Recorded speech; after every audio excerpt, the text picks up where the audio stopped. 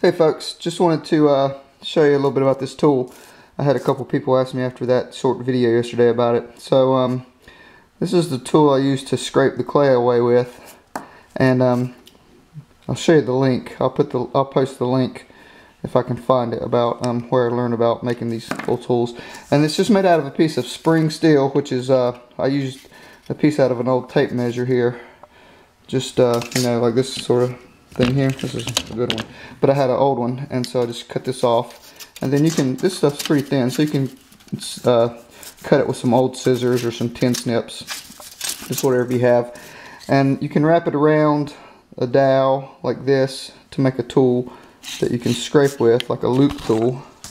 Or in my case, I don't really like the loop tool so much, so I just cut sort of a rounded tip on a piece, and then taped it to this old pin. And then I've also got another piece behind it, and that's just for reinforcement, because as you use this, it tends to sort of click over. So I just put another piece behind it to give me a little extra reinforcement. This is the tool I use to draw with usually.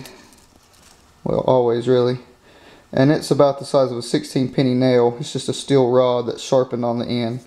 And I use it to draw into the clay. And I've got this old plate here. I always use a 7B pencil, usually to sketch out my drawings on the bone dry slip. And then if I make a mistake or I don't get something where I want it, I can just rub it out, or partially rub it out, and then come back and, you know, put it in with the pencil. So I always use the pencil first usually, and that way I don't mess too much up. And then I come back with this nail tool and draw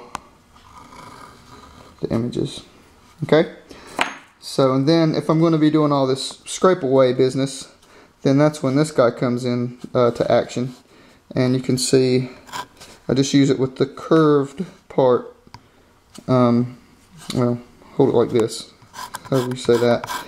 And then you can see it's pretty effective in removing that clay, and I can just get right up against, see if that'll focus, I can just get right up against, there we go, get right up against spots and take that away. And then if I'm going to come back, I usually will draw out my biggest spaces, and then I'll come back in later and add any detail in here with the nail tool again. Alright, so that's basically those few tools. See, this loop tool would make a nice, you could use it in a similar way.